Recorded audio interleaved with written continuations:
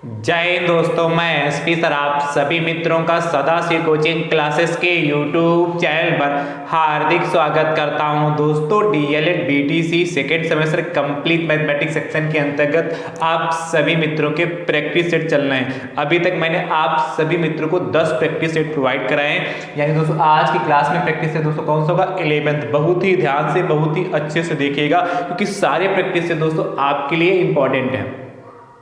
दोस्तों मैंने आप सभी मित्रों को डीएलएड सेकेंड सेमेस्टर मैथ्स का पूरा कंप्लीट सिलेबस वो भी यूट्यूब चैनल पर मैंने प्रोवाइड कराया है। तो दोस्तों यदि आपको किसी चैप्टर में किसी टॉपिक में डाउट है दोस्तों जरूर देखिए। इसके लिए प्लेलिस्ट बनी है जिसका नाम है डीएलएड सेकेंड सेमेस्टर मैथ्स 2024, इस नाम से प्लेलिस्ट बनी है। और दोस्तों जितने मैंने प्रैक्टिस सेट प्रोवाइड कराए ये भी यदि आप देखना चाहते हैं तो दोस्तों इसके लिए भी प्लेलिस्ट बनी जिसका नाम है DElEd second semester maths PS PYQ and MP 2024, इस नाम से प्लेलिस्ट बनी है। ठीक है, चलिए आप सभी मित्र इस वीडियो को शुरुआत में ही अपने अपने स्तर से जरूर शेयर कर दीजिए। आज दोस्तों 26 जनवरी है। आप सभी मित्रों को गणतंत्र दिवस की हार्दिक शुभकामनाएं। ठीक है, चलिए ध्यान से देखिएगा। प्रैक्टिस सेट 11th का पहला प्रश्न, बहुत ही शानदार प्रश्न।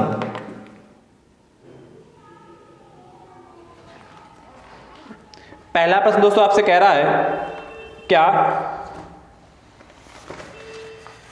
कह रहा है कि यदि यदि यदि किसी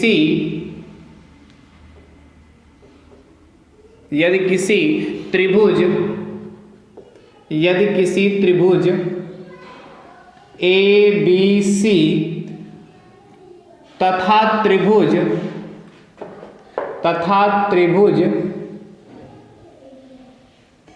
PQR में उनकी भुजाएं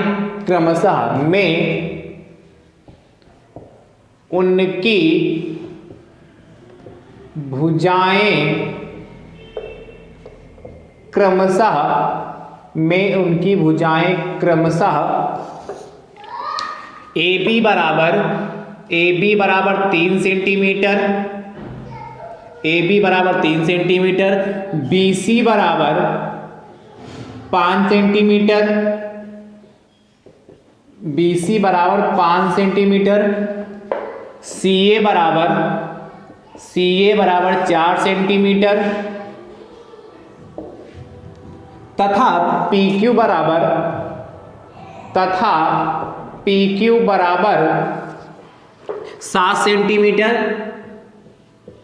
7 सेंटीमीटर कामा PR बराबर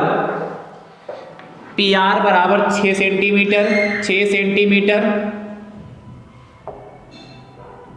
और कामा QR बराबर 8 सेंटीमीटर है। आपसे कह रहा है तो त्रिभुज समरूप है, त्रिभुज समरूप है या नहीं। तो त्रिभुज समरूप है या नहीं। देखिएगा बहुत आसान प्रश्न है। आपको मैंने ऐसे प्रश्न कराए हैं जब मैंने चैप्टर पढ़ाया था। कह रहा है यदि किसी त्रिभुज ABC तथा त्रिभुज PQR में उनकी भुजाएं क्रमशः AB 3 सेंटीमीटर, BC आपके पास 5 सेंटीमीटर, CA बराबर 4 सेंटीमीटर तथा PQ बराबर 7 सेंटीमीटर, PR बराबर 6 सेंटीमीटर और QR बराबर 8 सेंटीमीटर है, तो त्रिभुज समरूप है या नहीं। त्रिभुज समरूप है कि नहीं, ध्यान से देखिएगा भैया। दो त्रिभुज हम बना लेते हैं। एक त्रिभुज हमारे पास कौन सा? ABC और दूसरा त्रिभुज हम बना लेते हैं जिसका नाम है हमारे पास क्या?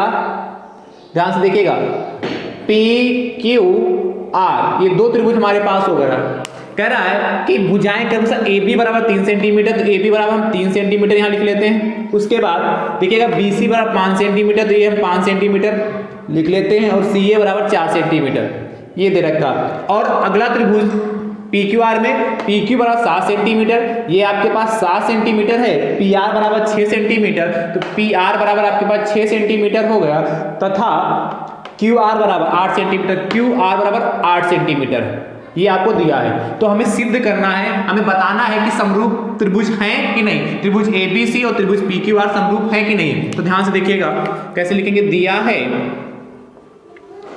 है, चाहो चित्र बना दिया तो ना लिखो, पर चाहो तो यहां लिख सकते हो क्या, AB बराबर आपके पास 3 सेंटीमीटर, कामा BC बराबर 5 सेंटीमीटर, कामा CA बराबर 4 सेंटीमीटर।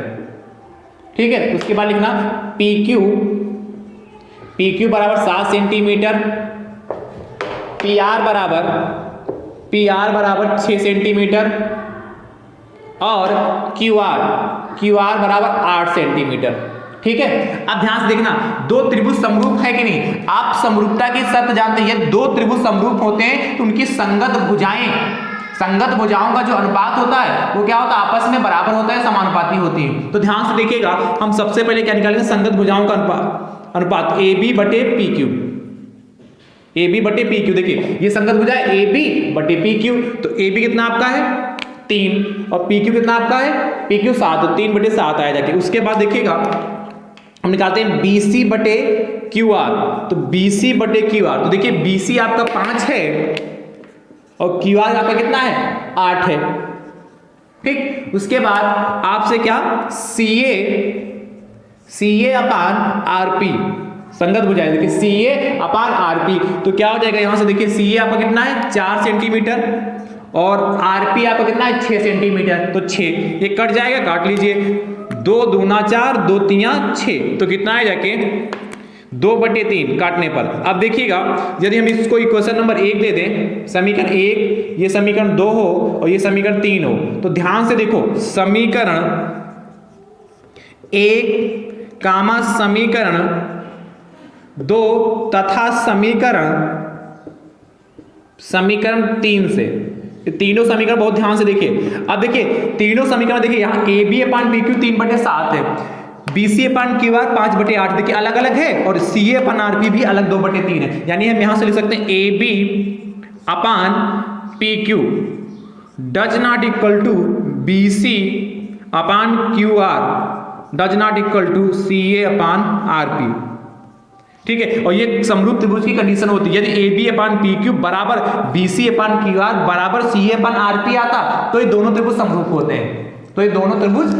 होते हैं, तो इसीलिए क्या लिख दोगे इसके बाद आंसर इसी के नीचे लिखेगा, इसीलिए त्रिभुज इसीलिए लिखना है, इसीलिए त्रिभुज ABC तथा त्रिभुज PQR समरूप नहीं है। किस लिए, चूंकि ये क्या डज नॉट, चूंकि AB upon PQ does not equal to BC upon QR does not equal to CA upon RP, इसीलिए त्रिभुज ABC तथा त्रिभुज PQR समरूप नहीं है, समरूप त्रिभुज नहीं लिखा, समरूप त्रिभुज नहीं है। चलिए, समरूप त्रिभुज नहीं है, नोट कर लीजिए। तो आसान प्रश्न है, बहुत अच्छा प्रश्न है, इसको नोट करिए। फर्स्ट के बाद सेकंड देखिएगा, आपसे कह रहा है यदि किसी त्रिभुज ABC तथा त्रिभुज PQR में इनकी भुजाएं क्रमशः AB बराबर 4 सेंटीमीटर, BC बराबर 5 सेंटीमीटर और CA बराबर 6 सेंटीमीटर, CA 6 सेंटीमीटर, और तथा PQ बराबर आपसे कह रहा है 5 सेंटीमीटर, PR बराबर 6 सेंटीमीटर तथा QR बराबर 7 सेंटीमीटर। ठीक है, 7 सेंटीमीटर है, तो त्रिभुज समरूप हैं या नहीं, जैसे किया है वैसे करिएगा और चेक करके बताइएगा कि त्रिभुज समरूप होंगे या नहीं होंगे। चलिए नोट करिए फटाफट, अच्छा प्रश्न है ये और आसान भी है। अगला देखिएगा भैया, अगला आपसे कह रहा है शानदार प्रश्न, अगला भी क्या कहता है, कहता है कि इसको रब कर दूं,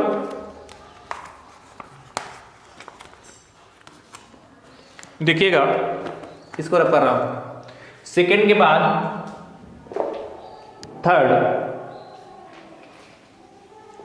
देखिए दोस्तों, यदि हमारी कही हुई बात आप तक अच्छे से पहुंच रही है और आप अच्छे से समझ पा रहे हैं तो दोस्तों वीडियो को आप सभी मित्र शेयर जरूर करते रहें। संख्या दोस्तों जरूर बढ़ाइए, जितनी ज्यादा संख्या होगी उतना मुझे सिखाने में और आपको सीखने में आनंद आने वाला है। ठीक है, चलिए थर्ड क्वेश्चन दोस्तों आपसे कह रहा है, तीसरा प्रश्न क्या कह रहा है, वह न्यूनतम संख्या ज्ञात कीजिए, वह न्यूनतम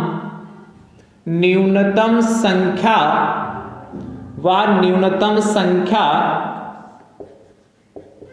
ज्ञात कीजिए, वह न्यूनतम संख्या ज्ञात कीजिए जिसमें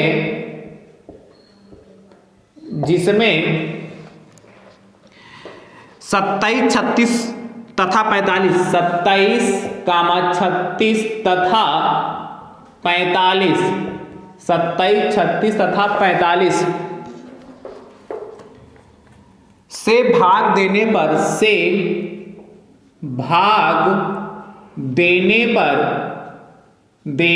पर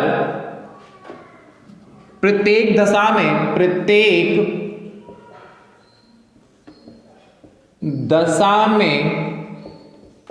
8 शेष बचे, प्रत्येक दशा में 8 शेष बचे,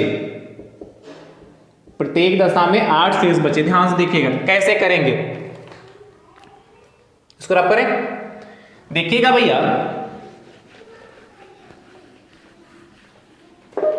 आपको क्या न्यूनतम संख्या हो, मैंने कई बार चर्चा भी किया कि जब भी आपसे न्यूनतम संख्या कहे या कहे छोटी से छोटी संख्या याद कीजिए। क्या आपसे कहे प्रश्न में, चाहे आपसे न्यूनतम संख्या मिनिमम नंबर पूछे या आपसे कहे छोटी से छोटी संख्या कहे, तो हमेशा दोस्तों आपको क्या याद करना होता है, लासा याद करना होता है। पर इसमें कंडीशन भी लगी कि जिसमें 27, 36 तथा 45 से भाग देने पर प्रत्येक दशा में 8 शेष बचे। तो सबसे पहले हम न्यूनतम संख्या ज्ञात करेंगे कैसे, तो सबसे पहले हम क्या करेंगे भैया, 27, 36 और 45 का लासा निकालेंगे। देखिएगा सबसे पहले जब भी आपसे न्यूनतम संख्या मिनिमम नंबर की बात कहे, छोटी से छोटी संख्या कहे, तो हमेशा लासा निकालेंगे। देखिए किससे डिवाइड होगा ये, 2 से, तो 27 तो कटता नहीं 2 से, ये कट जाएगा, 2 एकम 2, 2 अठी 16 हो गया और 45 हो गया। फिर देखिए किससे कटेगा, 2 से, 27 ऐसे रहा, 2 नवा 18 हो गया 45। अब देखिए 3 से डिवाइड कर, 3 नवा 27, 3 तिया 9, 3 एकम 3, 3 बचे 15, ये तो आपको आता है। फिर 3 से काटिए, 3 तिया 9 भाग कर, 3 तिया 9, 3 एकम 3 और 3 बचे 15। फिर देखिए 3 से कटेगा, 3 एकम 3 और 1 और 5 तो ऐसे रहा। फिर किससे डिवाइड होगा, 5 से, तो देखिएगा 1 5 एकम 5, और यह प्रोसेस तब तक चलता है लास्ट में 1 ना आ जाए। तो देखिएगा 27, 36 और तथा 27, 36 तथा 45, 27, 36 तथा 45 का लासा, 27, 36 तथा 45 का लासा दोस्तों कितना हो जाएगा, देखिएगा 2 गुणे 2 2 बार है, तो 2 गुणे 2 2 बार हो गया। फिर 3 गुणे 3 गुणे 3 3 बार है, 3 गुणे 3 गुणे 3 3 बार हो गया, गुणे 5। देखिएगा 2 दूना 4, 4 तिया 12, 12 तिया 36, ठीक है, 2 दूना 4, 4 तिया 12, 12 तिया 36 और 36 और गुणे 15, तो कितना हो जाएगा, 15 छक्का 90, हंस जाएगा 9 और 15 तिया 45 और 45 9 54, 45 और 9 54, 540 आ जाएगा। इनकी सबकी मल्टीप्लाई करेंगे तो हमारा 540 आ जाएगा। तो ये 27, 36 तथा 45 का लासा हो गया। पर आपसे कहा था कि 27, 36 तथा 45 से भाग देने पर प्रत्येक दशा में 8 शेष बचे, तो लिखेंगे अतः वह न्यूनतम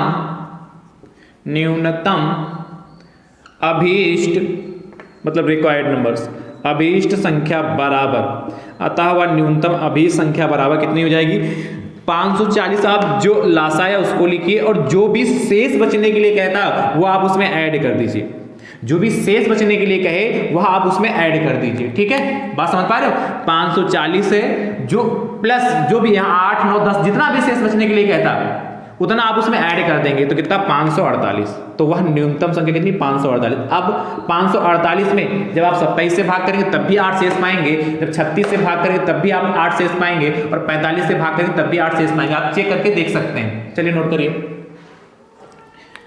थर्ड के बाद फोर्थ देखिएगा, आप इसको नोट कर लीजिए, तब तक फोर्थ में लिखे दे रहा हूं। आपसे कह रहा है वह न्यूनतम संख्या ज्ञात कीजिए जिसमें 15, 25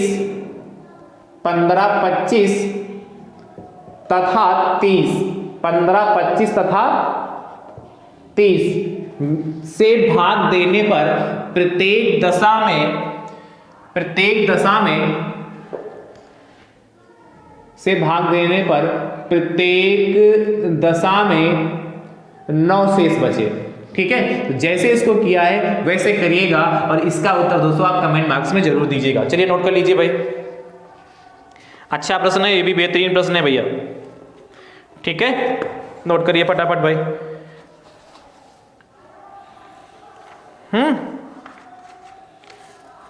नोट हो गया। अगला प्रश्न आपसे कह रहा है क्या, देखिएगा ध्यान से,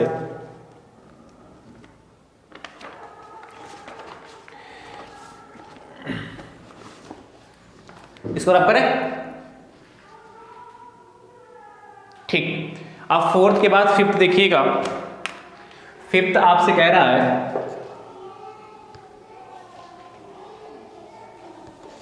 देखिए फिफ्थ क्वेश्चन, पांचवा प्रश्न आपसे कहता है रूट 121 प्लस रूट 64 प्लस, नहीं यहां पर माइनस है, माइनस रूट 0.04 और प्लस रूट 0.16 का मान ज्ञात कीजिए, का मान ज्ञात कीजिए, का मान ज्ञात कीजिए। अब ध्यान से देखिएगा कैसे करेंगे इसको, ये भी आसान है। कह रहा है आपसे क्या कि root 121 plus root 64 minus root 0.04 और प्लस का रूट 0.16, इसको हमें सॉल्व करना है। तो देखिएगा, आप जानते हैं रूट ये जो है 121, ये 11 बाहर आएगा भाई, आप जानते हैं 11 गुणे 11 ऐसे तो लिखोगे। या चलिए मैं एक लाइन बढ़ा देता हूं, एक लाइन में बढ़ा ही देता हूं। देखिए 121 को आप लिख सकते हैं 11 गुणे 11 और ये देखिए स्क्वायर रूट है, ठीक है, प्लस 64 को लिख सकते हैं 8 गुणे 8, 8 8 64 माइनस इसको लिख सकते हैं हम क्या 0.2 इंटू 0.2, इसकी मल्टीप्लाई करोगे 2 दूना 4, 2 अंक के बाद पॉइंट 0.04 हो जाएगा। प्लस 16 को लिख सकते हो आप 0.4 इंटू 0.4। ठीक है, अब ध्यान से देखिएगा, अब आपको पता सारे स्क्वायर रूट हैं, तो इसमें से क्या 11 बाहर आएगा, यहां से क्या 8 बाहर आएगा और फिर माइनस यहां से कितना 0.2 बाहर आ गया और प्लस यहां से 0.4 बाहर आ गया। इतने में कोई दिक्कत तो नहीं। अब देखिए सॉल्व कर ले, तो 11 और 8 18 और 0.4 तो कितना 18.4 हो जाएगा और माइनस का 0.2 इसमें से घटाना है।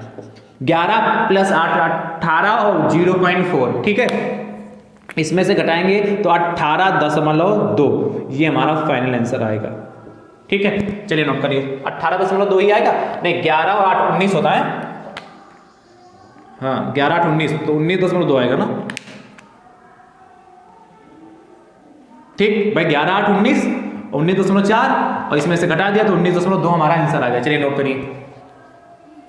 ठीक है, नेक्स्ट देखिएगा, फिफ्थ के बाद आपसे कह रहा 6 कह रहा 144 प्लस 81 माइनस का 0.09 और माइनस का 25, ठीक है 0.25 का मान ज्ञात कीजिए। जैसे किया है वैसे करिएगा और इसका उत्तर दोस्तों कमेंट बॉक्स में जरूर दीजिएगा। चलिए नोट करिए।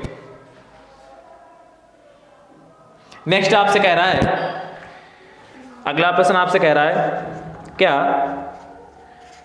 कि ध्यान से देखिएगा। नेक्स्ट इसको रब करें। 8th के बाद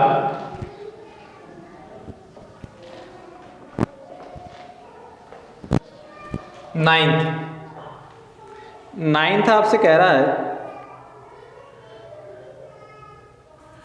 क्या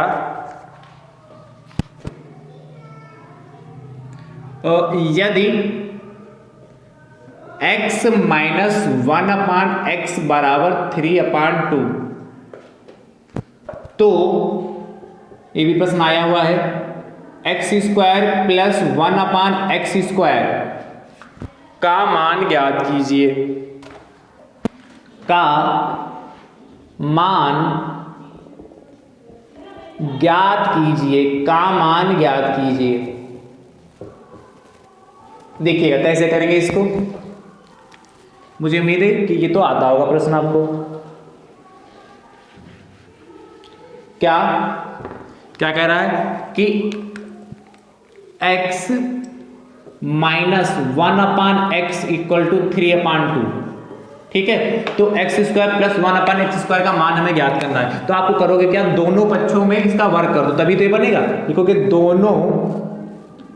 दोनों पक्षों का वर्ग करने पर, दोनों पक्षों का वर्ग करने पर तो करते हैं तो क्या होगा, x माइनस 1/x का होल ऑफ स्क्वायर बराबर 3/2, वर्ग का मतलब स्क्वायर। देखिएगा अब आप जानते हैं a माइनस बी का होल ऑफ स्क्वायर, इस आइडेंटिटी के बारे में आप जानते हैं। तो लिखना सिंस a माइनस बी का whole of square equal to a² plus b² minus 2ab, ठीक है।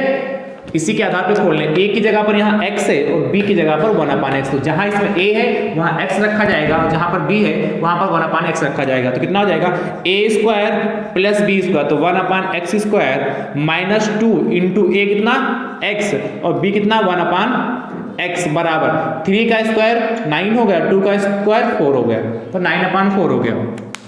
देखिए x से ये 1 बार में गया, x से ये 1 बार में गया, तो हमारे पास बचा क्या, x² प्लस 1/x² माइनस का 2 इक्वल टू 9/4 हो गया। तो देखिएगा x² plus 1/x² equal to 9/4 ऐसे रहा, और माइनस का 2 है बराबर के उधर जाएगा तो प्लस का 2 हो जाएगा। एलसीएम ले लें तो x² plus 1/x² equal to 4 LCM हो जाएगा। तो ऊपर कितना हो जाएगा 9 और प्लस इसके नीचे 1 मानेंगे और इससे इसको भाग करोगे तो 4 आएगा, 4 की मल्टीप्लाई 2 से 8, तो फाइनल आंसर कितना आया जाके 9 और 8 17/4। तो नीचे लिख लेना अतः x² plus 1/x² equal to 17/4, ये हमारा आंसर आ चुका है। तो कितना आसान है कि नहीं। अगला 9th के बाद 10th देखिएगा, करा x minus 1/x equal to 5/2, तो x² प्लस 1/x² का मान ज्ञात कीजिए। चलिए नोट करिए इसको, अच्छा प्रश्न है ये भी, ठीक है। अगला क्वेश्चन आपसे कह रहा है, ध्यान से देखिएगा। अगला प्रश्न क्या 10 के बाद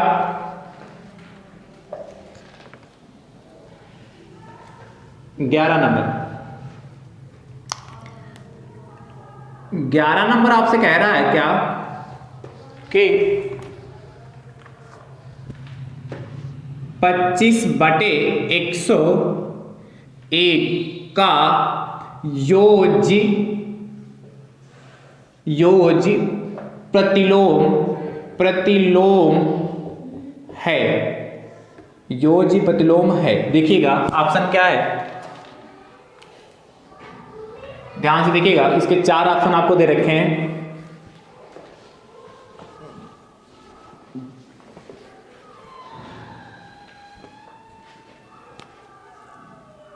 पहला ऑप्शन, दूसरा ऑप्शन, तीसरा एंड चौथा। फर्स्ट ऑप्शन में कह रहा है 25/101, दूसरा ऑप्शन आपके माइनस का 25/101, तीसरा ऑप्शन है 101/25 और अगला ऑप्शन है माइनस का 101/25। ये 4 ऑप्शन है। तो आप जानते हैं योज्य प्रतिलोम, तो जो संख्या दे रखी, क्या दे रखी, 25/101, इसका आपको क्या चाहिए, योज्य प्रतिलोम चाहिए। तो लिखना का योज्य प्रतिलोम। तो जो भी संख्या दे रखी है उसको ज्यों का त्यों लिखते हैं, सिर्फ साइन बदल जाता है। यदि प्लस का होता है तो माइनस का हो जाता है, और यदि माइनस का होता है तो प्लस का, यानी 25/101 का कितना, माइनस का 25/101 हो जाएगा। यानी कि ऑप्शन नंबर आपका सेकंड सही हो जाएगा। सिर्फ चिन्ह बदलेंगे, यदि प्लस का तो माइनस का हो जाएगा, माइनस का है तो प्लस का हो जाएगा। ठीक है, नेक्स्ट देखिएगा 11th के बाद 12th, 12 नंबर आपसे कह रहा है कि 7/9 का योज्य प्रतिलोम है, 7/9 का योज्य प्रतिलोम है। तो देखिएगा ये 7/9, 9/7, माइनस का 7/9 और माइनस का 9/7, जो भी ऑप्शन इसमें से सही हो, ठीक है, उसको टिक करिएगा और कमेंट बॉक्स में जरूर बताइएगा। अगला देखिएगा, अगला प्रश्न आपसे कहता है, बहुत ही शानदार प्रश्न अगला भी है, नोट करिए फटाफट भाई, ठीक है, नोट करते रहिए।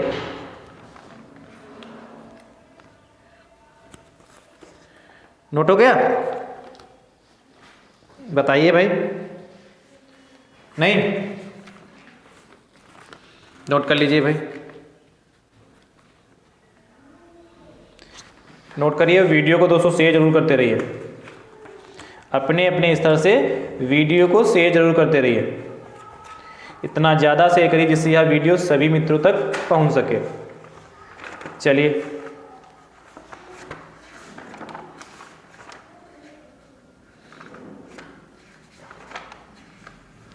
नोट कर लेना तो बताना भैया।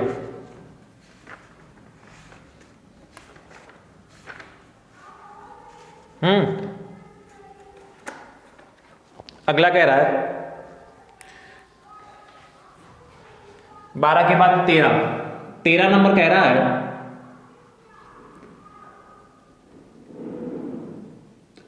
9/11 का गुणात्मक प्रतिलोम, का गुणात्मक